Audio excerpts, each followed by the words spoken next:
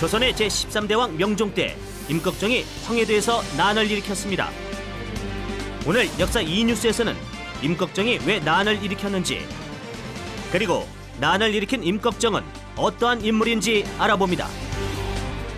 이어서 조선시대 신분 제도에 대해서도 자세히 살펴봅니다.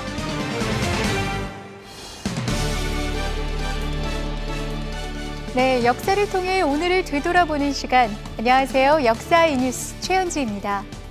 지난 시간에는요, 연산군 그리고 중종에 대한 이야기를 살펴보았습니다.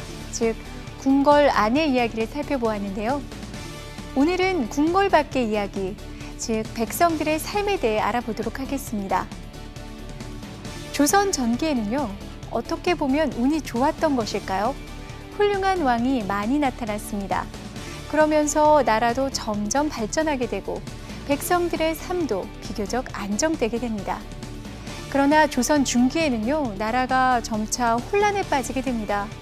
그러면서 백성들도 점점 살기 힘들어지게 됩니다.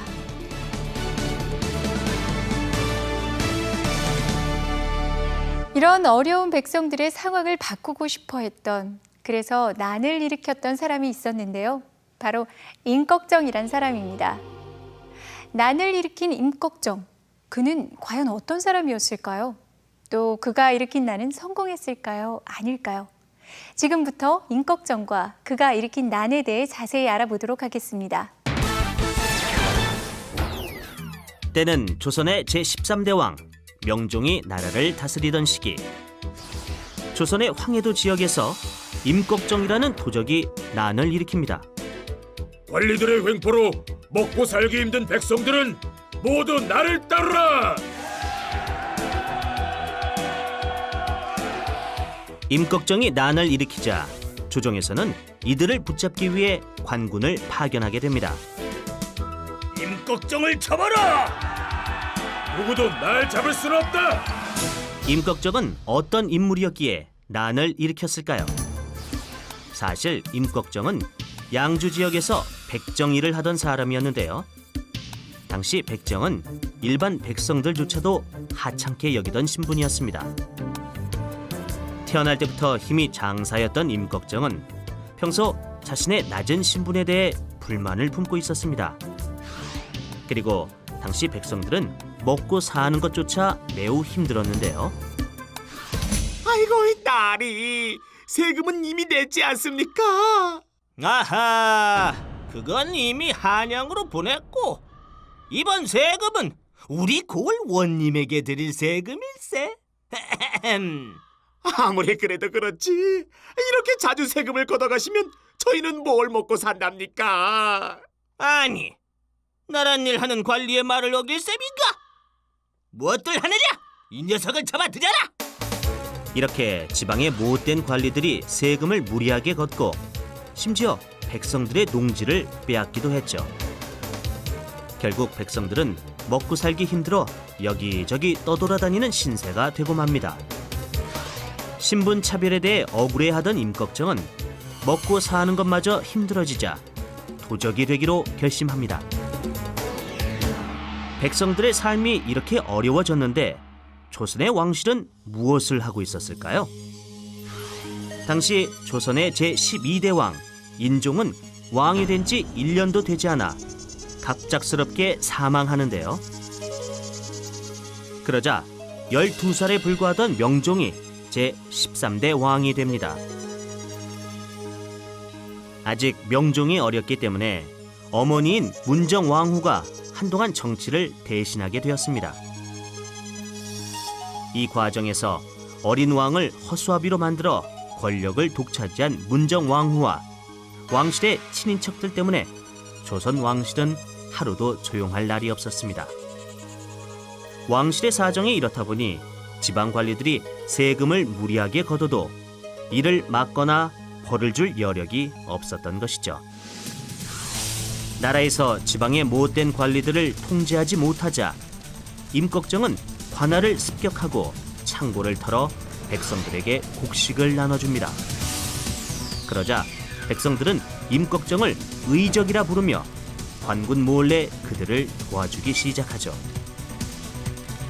임꺽정의 이름이 유명해지자 더 많은 사람들이 임꺽정에게 모여들게 되는데요. 날로 세력이 커지면서 황해도 구월산 부근을 중심으로 활동하던 임꺽정 일당은 평안도와 강원도는 물론 심지어 한양에까지 활동 범위를 넓히기 시작합니다.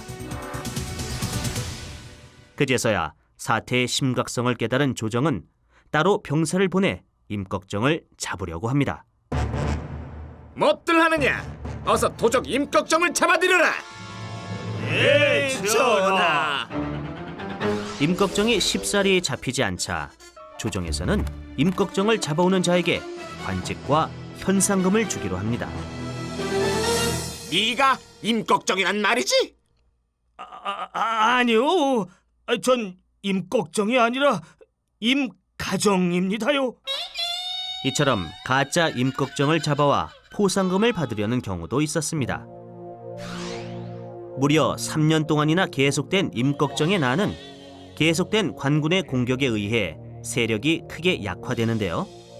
결국 부하 중 서림이라는 자가 배신하여 관군에게 밀고하는 바람에 임꺽정은 관군에게 잡히고 맙니다. 임꺽정에 대한 후세의 평가는 다양합니다.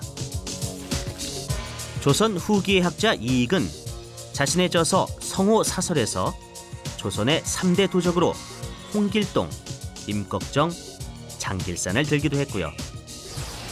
조선 왕조실록의 명종편에는 다음과 같이 기록하고 있습니다.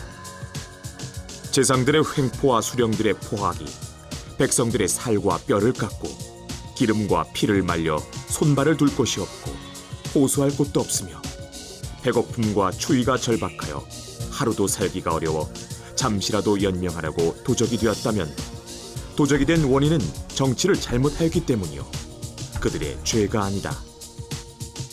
이처럼 당시에도 임꺽정의 난은 나라의 잘못이 크다고 여겼던 것이죠. 당시의 백성들은요, 사회적, 경제적으로 정말 억울하게 많은 것을 빼앗기면서 살고 있었습니다. 이런 백성들을 돕고 또 사회적으로 잘못된 부분을 바로잡기 위해서 임꺽정은 난을 일으키게 됩니다. 또한 당시 백성들은요, 신분제도에 대해서도 불만이 높았습니다. 해서 임꺽정의 난은요, 조선의 신분제도에 대한 도전이라고도 볼 수 있습니다.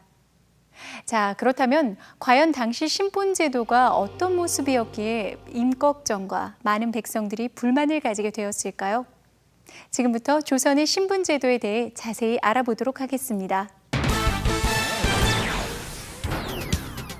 조선 초기의 신분제도는 백성을 두 부류로 나눈 양천제였습니다. 고려시대까지는 양천제에 대한 사회적 인식은 있었지만 법률적으로 양인과 천인을 구분한 것은 조선시대에 들어서입니다.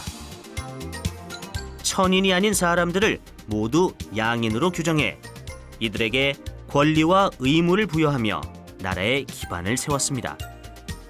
반면에 천인에 대한 차별과 불이익은 더욱 커지게 되었죠.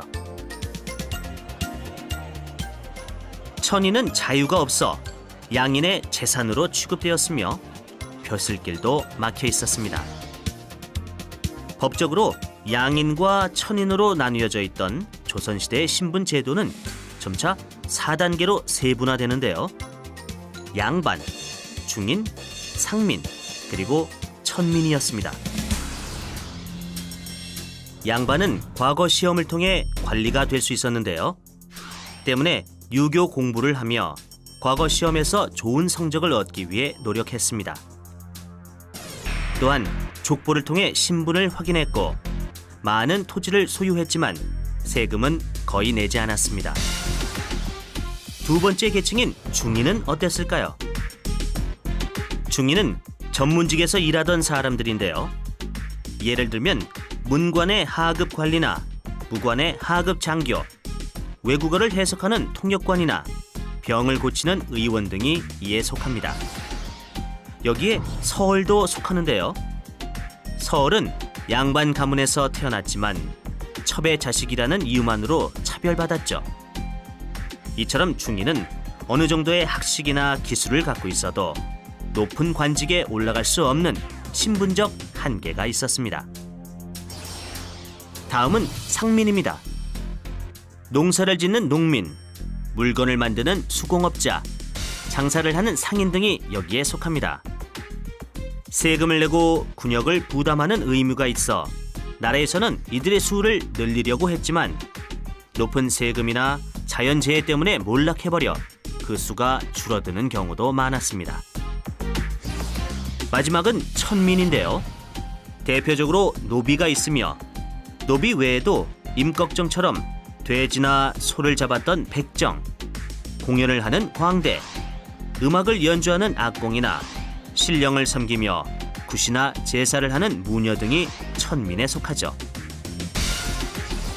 특히 노비는 부모 중 한 명만 노비여도 자식이 무조건 노비가 될 정도로 신분의 벽이 높았습니다.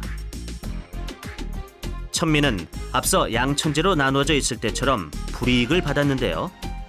세금을 내지는 않았지만 과거를 볼 수가 없었고 인격적으로도 무시를 당하는 등 차별이 많았습니다. 때문에 세종대왕 때 천민 출신이었음에도 높은 벼슬에 올랐던 장영실의 경우는 정말 예외적인 경우에 속한답니다. 임꺽정의 난은 3년 만에 관군에게 제압당하면서 결국 실패로 끝나지만 당시 조선시대 신분제도의 불합리한 점을 백성들이 바꾸고 싶어 한다는 것을 사회 전반에 알린 큰 사건이었습니다. 네, 알고 계신 것처럼요. 조선은 유교를 바탕으로 나라를 세우고 또 다스리려고 했습니다. 이런 유교의 가르침을 보면요. 나라의 중심은 바로 백성이라고 말하고 있습니다. 하지만 당시 조선의 지배층들은 결코 그렇게 생각하지 않았는데요. 그들은 백성들을 단지 지배의 대상으로 여기고 있었습니다. 또한 그들은요. 당시 신분 질서가 곧 하늘에 이치고 하늘의 질서다라고 생각하고 있었습니다. 그래서 신분 질서가 어지러워지면 하늘의 질서도 깨지고 결국은 나라가 혼란에 빠질 것으로 보고 있었죠. 어떤 상황인지 그림이 그려지시죠? 양반들은 끝까지 신분 제도를 지키려 하고 백성들은 간절히 신분 제도를 바꾸고 싶어 했습니다. 이러한 갈등 속에서 바로 난이 일어나게 된 것이죠.